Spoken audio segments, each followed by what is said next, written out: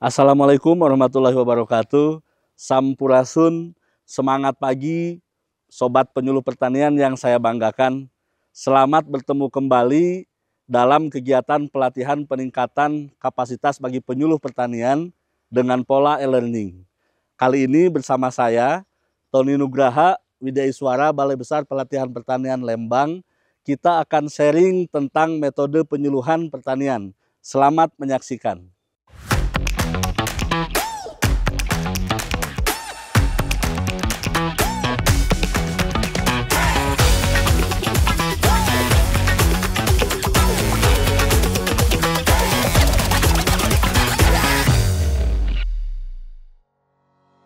Setelah mengikuti sesi ini, sobat penyuluh pertanian diharapkan dapat memahami dengan benar tentang metode penyuluhan pertanian. Sobat penyuluh pertanian yang saya hormati, amanah Undang-Undang Nomor 16 Tahun 2006 tentang Sistem Penyuluhan Pertanian, Perikanan dan Kehutanan melalui pasal 26 mencantumkan bahwa penyuluhan dilakukan dengan pendekatan partisipatif melalui metode penyuluhan pertanian yang disesuaikan dengan kebutuhan kondisi pelaku utama dan pelaku usaha.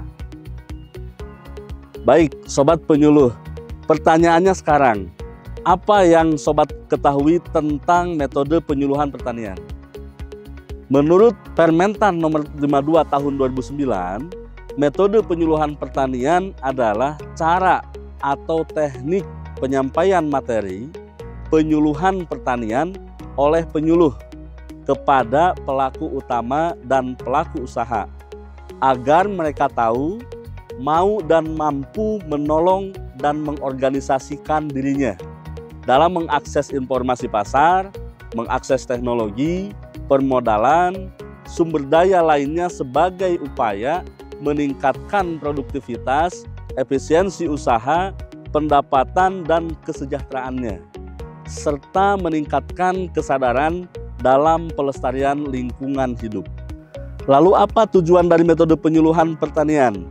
Yang pertama, tentu untuk mempercepat dan mempermudah penyampaian materi. Kedua, meningkatkan efektivitas dan efisiensi penyelenggaraan serta pelaksanaan penyuluhan pertanian. Dan yang ketiga, mempercepat proses adopsi inovasi teknologi pertanian. Selanjutnya, tujuan pemilihan metode penyuluhan pertanian itu sendiri untuk apa?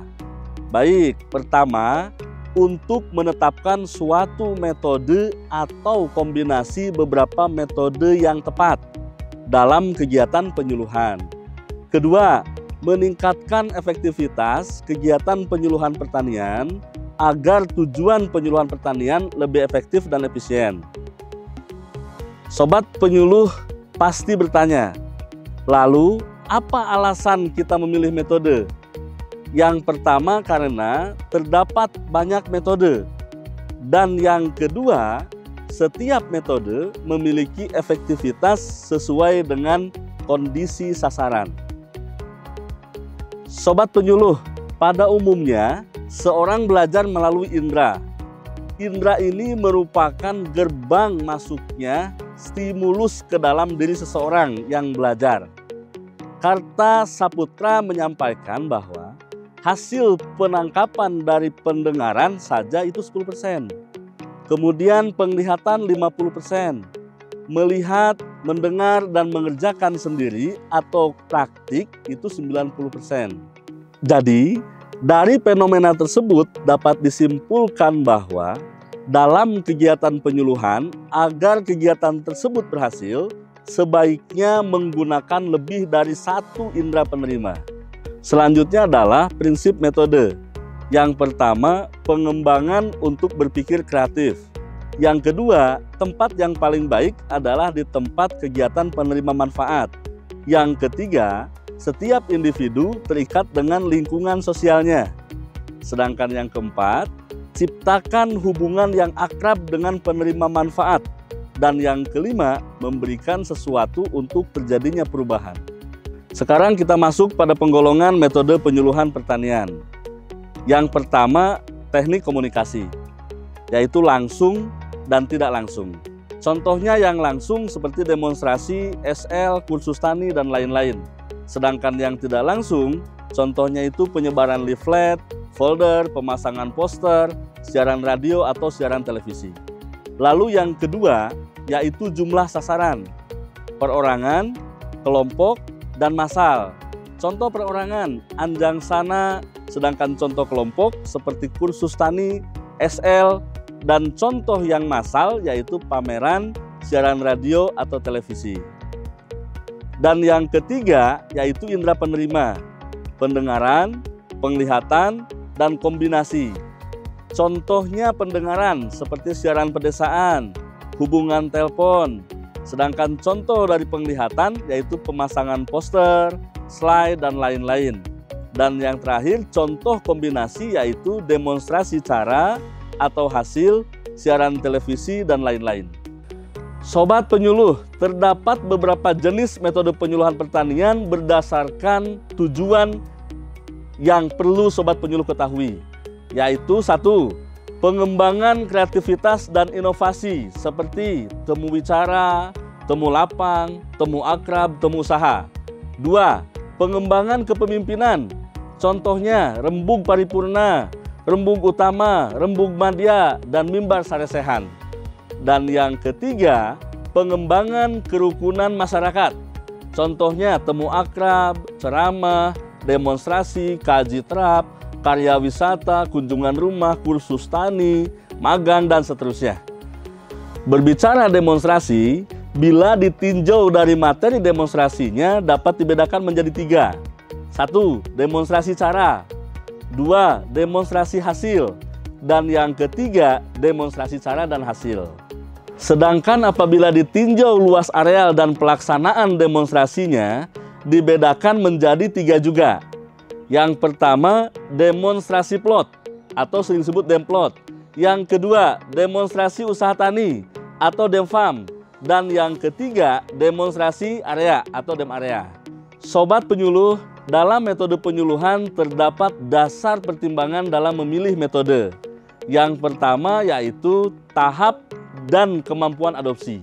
Dibagi 2, yang pertama tahap adopsi inovasi. Dari mulai sadar, minat, menilai, mencoba, sampai dengan menerapkan. Dan yang kedua, kemampuan adopsi inovasi seperti inovator, penerap dini, penerap awal, penerap akhir, dan sampai dengan penolak. Pertimbangan yang kedua yaitu sasaran, yaitu pelaku utama dan pelaku usaha. Mulai dari tingkat pengetahuan, sikap dan keterampilan, sosial budaya, kepemimpinan yang ada, serta jumlah sasaran yang hendak dicapai. Ketiga, sumber daya penyuluh, mulai dari kemampuan penyuluh, materi penyuluhan, sarana, dan biaya penyuluhan. Keempat, keadaan daerah, keadaan seperti musim, keadaan usaha tani, keadaan lapangan. Dan yang kelima, kebijakan pemerintah pusat dan daerah. Perlu sobat penyuluh ketahui bahwa dalam penetapan metode harus dilakukan langkah-langkah pemilihan sebagai berikut. Pertama, menghimpun dan menganalisis data. Kedua, menetapkan alternatif metode penyuluhan pertanian. 3. Menetapkan metode penyuluhan pertanian. Terakhir, apapun metode yang sobat penyuluh gunakan, seorang penyuluh harus memperhatikan. 1. Tidak menggurui, karena akan dapat dirasakan sebagai meremehkan. 2. Tidak menjadi ahli, artinya tidak terpancing untuk menjawab semua pertanyaan seakan-akan ahli dalam semua bidang. 3. Tidak memutuskan pembicaraan. 4. Tidak berdebat, alihkan menjadi diskusi umum. Dan yang kelima, tidak diskriminatif. Sobat penyuluh pertanian yang saya hormati dan saya banggakan, barangkali itu sementara yang dapat saya sampaikan. Semoga bermanfaat. Terima kasih atas perhatian dan mohon maaf atas segala kekurangan. Selamat berdiskusi dan bersinergi. Wabillahi taufiq wal hidayah. Wassalamualaikum warahmatullahi wabarakatuh.